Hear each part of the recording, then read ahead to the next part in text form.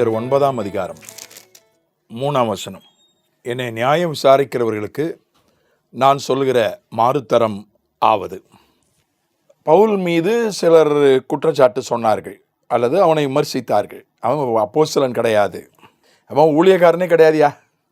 அவன் எத்தனை ஊழியக்காரனை கொலை பண்ணியிருக்கான். எருசலேம் சபையே நாசம் பண்ணவன் தான் பவுல் தான். ஏதோ ரட்சிக்கப்பட்டான், ஓகே, அவனை ஒரு விசுவாசியாக நம்ம வச்சுக்கிடுவோம், ஒரு சாட்சி சொல்ல வச்சுக்கிடுவோம். சரி, ஏதோ போய் சாட்சி சொன்னான், கொரிந்தில் போய் அவன் ஊழியமாக செஞ்சான், அவன் வேலை செஞ்சாயா, கூடார வேலை செஞ்சான், ஏதோ சுவிசேஷன் சொன்னான், அதுதான் எல்லா விசுவாசியும் சொல்ல தானே செய்யணும். சபை உண்டாயிடுச்சு, ரைட், அவனை சுவிசேஷகன் அப்படின்னு நம்ம ஏற்றுக்கிடலாம். அவன் அப்போஸ்தலன்லாம் ஏற்றுக்கிறதுலாம் சாதாரண விஷயமா? அப்போஸ்தலன்னா யார், அது எவ்வளோ பெரிய பொறுப்பு, எவ்வளோ பெரிய தகுதி வேணும். அவனுக்கு குடும்பம் கிடையாது. 12 அப்போஸ்தலர்களை பாருங்கள், 12 அப்போஸ்தலர்களும் குடும்பமாக இருக்காங்க, எங்கே போனாலும் குடும்பமாக போகிறாங்க. அவன் தனியாக இருக்கிறான், உனக்கு குடும்பம் கிடையாது, முழு நேர ஊழியன் கிடையாது. அவனை எப்படி நம்ம ஏற்றுக்கொள்ள முடியும்? கண்டதை சாப்பிட்றான். ஒரு யூதன் இதை தான் சாப்பிடணும், இதை சாப்பிடக்கூடாதுன்னு ஒரு முறை இருக்குது. ஆனால் அவன் கண்டதை சாப்பிட்றான், ஒரு தகுதி வேண்டாமா? இப்படியெல்லாம் அவனை பற்றி பலர் விமர்சித்தார்கள். வெளியில் விமர்சித்தா மட்டும் பரவாயில்ல, கொரிந்து சபையிலேயே வந்து அவன் கொரிந்து சபையை ஸ்தாபித்து விட்டு மற்ற இடங்களுக்கு போய்விட்டான். கொரிந்து சபையில் வந்து இப்படி பவுலை பற்றி சொன்னாங்க. இந்த பாருங்க, பவுல்லாம் உங்கள் அப்போஸ்தலன் கிடையாது, நீங்கள் பவுல் சொல்லலாம் கேட்க வேண்டாம். அவனை கொண்டு ஆண்டவர் உங்கள் கழுதை கொண்டு பேசலையா? அப்படி ஒரு கழுதை தான் பவுல். அவனை கொண்டு உங்களை ரட்சித்து விட்டார், நீங்கள் அவன் சொல்லலாம் கேட்க வேண்டியதில்லை. நாங்கள் தான் அப்போஸ்தலர், எங்கள் சொல்கிறத கேளுங்க அப்படின்னு, நாங்கள் சொல்கிறத கேளுங்கன்னு சிலர் வந்து கொரிந்தியர் இடத்துல வந்து பிரச்சாரம் செய்தார்கள். அது பவுலுடைய காதுகளுக்கு போனது. ஆகினாலே அவன் அதற்கு ஒரு பதில் எழுதுகிறான். 2வது நிருபம் முழுவதுமே அதுதான், அந்த பொருள்தான், அதற்கு எழுதப்பட்ட பதில் தான். ஆனால் இங்கே கொஞ்சம் எழுதுகிறான். அவன் என்ன சொல்கிறான்? என்னை நியாயம் விசாரிக்கிறவர்களுக்கு நான் சொல்லுகிற மாறுத்தரம் ஆவது. அப்போ நம்ம பற்றி தப்பாக பேசுகிறவங்களுக்கு பதில் சொல்லணுமா? மிக பிரபலமான ஒரு தேவனுடைய மனுஷன், காலஞ்சென்ற ஒரு தேவனுடைய மனுஷன், மிக பிரபலமானவர், லட்சங்களை இழுத்தவர். அவரோடு ஊழியம் செய்ய அவரிடத்துல பயிற்சி பெற கர்த்தர் எனக்கு வாய்ப்பு கொடுத்தார். அதை நான் பெரிய பாக்கியமாய் கருதுகிறேன். அவர் மீது எனக்கு மிகுந்த மரியாதை உண்டு. அவர் எங்களுக்கு அல்லது எனக்கு சொல்லிக் கொடுத்தது என்னவென்றால், யார் உங்களை பற்றி குறை சொன்னாலும் பதிலே சொல்லாதீங்க. நீங்கள் பதில் சொன்னீங்கன்னா உங்களுக்கு நீங்கள் திசை திரும்பிடுவீங்க, உங்கள் நேரமெல்லாம் வீணாக போயிடும், உங்கள் சமாதானத்தை நீங்கள் இழந்துருவீங்க, தேவ பிரசன்னத்தும் உங்கள் வாழ்க்கையில் குறைஞ்சிரும். அதனால் யார் உங்களை பற்றி என்ன சொன்னாலும் நீங்கள் எந்த பதிலும் சொல்லாதீங்க. எந்த பத்திரிக்கையில் எழுதினாலும், அவரை பற்றி நிறைய பத்திரிகைகளில் எழுதினாங்க. அந்த காலத்தில் சமூக ஊடகம் கிடையாது, அதனால் பத்திரிகைகளில் அவரை பற்றி ரொம்ப மோசமாக எழுதினாங்க. பிரசங்கியார்கள் அவரை பற்றி மோசமாக பேசினாங்க. கிறிஸ்தவ பத்திரிகைகளில் அவரை பற்றி மோசமாக எழுதினாங்க. எதுக்குமே அவர் பதில் எழுதலை, எதுக்குமே விளக்கமும் சொல்லலை. அது சரிதானா? யாரோ ஒரு 3ஆம் மனுஷன் எங்கேயோ சம்மந்தம் இல்லாத இடத்துல ஏதோ ஒன்று பேசணும், அதுக்கெல்லாம் நம்ம பதில் சொல்லிகிட்டு இருக்க வேண்டாம். ஆனால் நாம் சம்மந்தப்பட்ட இடத்துல, நம்முடைய ஊழியம், வேலை, குடும்பம் சம்மந்தப்பட்ட நபர்களிடத்தில் ஒருத்தர் வந்து தப்பாக நம்மளை பற்றி பிரச்சாரம் பண்ணுறாரு, தப்பாக சொல்கிறாரு, அது நம்ம காதுக்கு வருது. அப்போது அதற்கு விளக்கம் கொடுக்க வேண்டியது நம்முடைய கடமை. எங்கேயோ நமக்கு சம்மந்தம் இல்லாத ஒரு இடத்துல போய் சொல்கிறாங்க, அதுக்கெல்லாம் நம்ம பதில் சொல்லிட்டு இருக்க வேண்டிய அவசியம் இல்லை. ஆக மாறுத்தரம் சொல்வது அவசியம் இல்லை. இயேசு மௌனமாக இருந்தார். இயேசு மௌனமாக இருந்தார்னா அதுக்கு காரணம் வேறு. அவர் ஆட்டுக்குட்டியை போல வாய் திறவாது இருந்தார். அப்போ கூட சில பதில்களே அவர் சொன்னார்.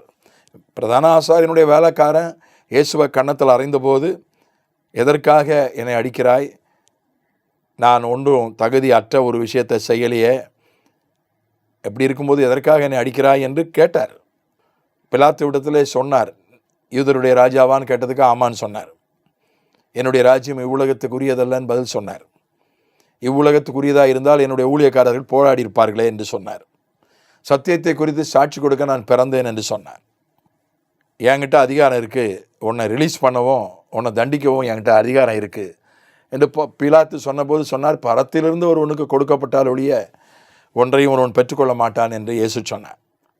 பேசாமலாம் இல்லை, மிக குறைவாக பேசினார். கட்டாயம் பேச வேண்டும் என்பதற்காக மட்டும் பேசினார்.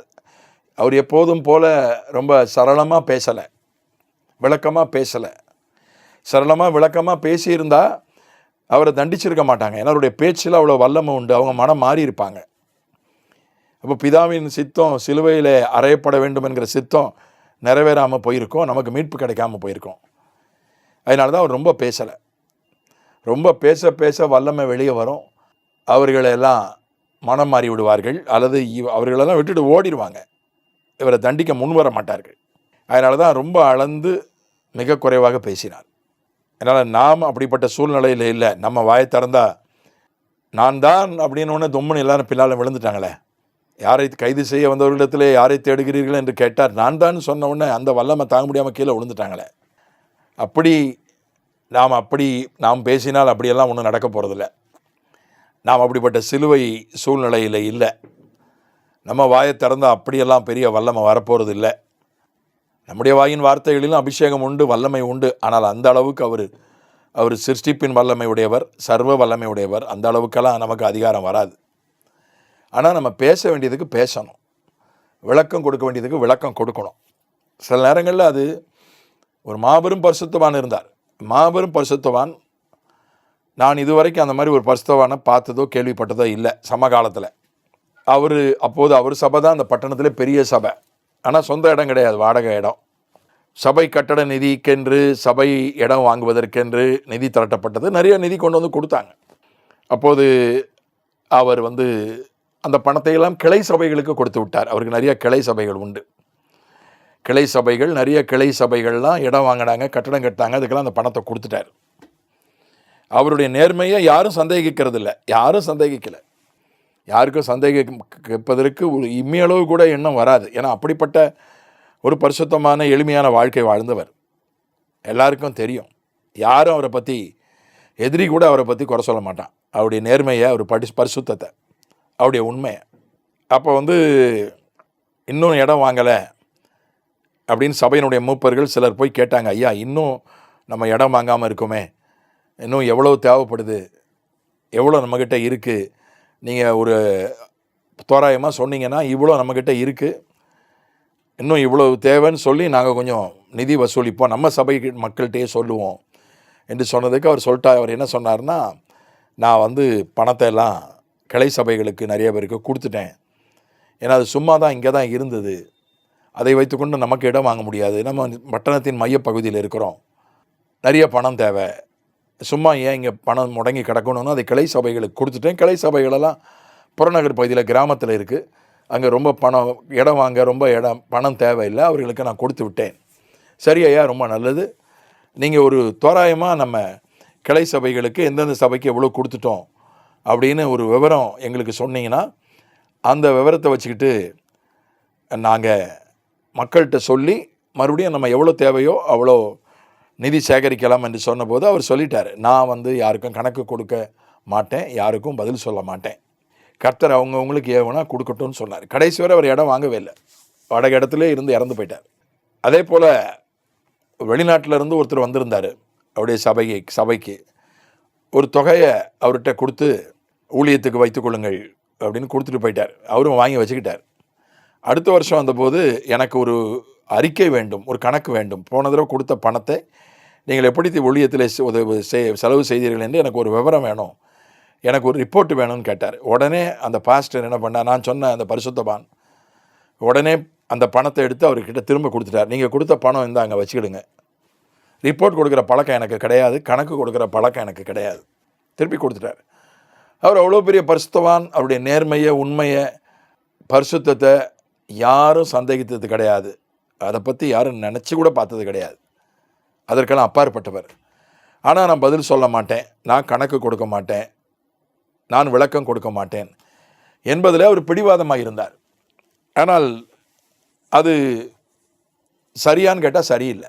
எல்லாத்துக்கும் பதில் சொல்லிகிட்டு இருக்க முடியாது, எல்லாத்துக்கும் விளக்கம் சொல்லிகிட்டு இருக்க முடியாது, எல்லாருக்கும் கணக்கு கொடுக்க முடியாது. யாருக்கு கணக்கு கொடுக்கணுமோ அவங்களுக்கு கணக்கு கொடுக்கணும், யாருக்கு விளக்கம் சொல்லணுமோ அவங்களுக்கு விளக்கம் சொல்லணும், எதுக்கு பதில் சொல்லணுமோ அதுக்கு பதில் சொல்லணும். அப்படி இல்லை 2 கொரிந்தியர் நிருபமே இருக்காது. 1 கொரிந்தியரில் சில பகுதிகளே இருக்காது. இதெல்லாம் இந்த மாதிரி குறை சொன்னவர்களுக்கு, இந்த மாதிரி விமர்சித்தவர்களுக்கு விளக்கமாக எழுதப்பட்டது தான். அதனால் 2 ஓரத்துக்கும் நம்ம போகாதபடி கர்த்தர் நம்மை காப்பாராக.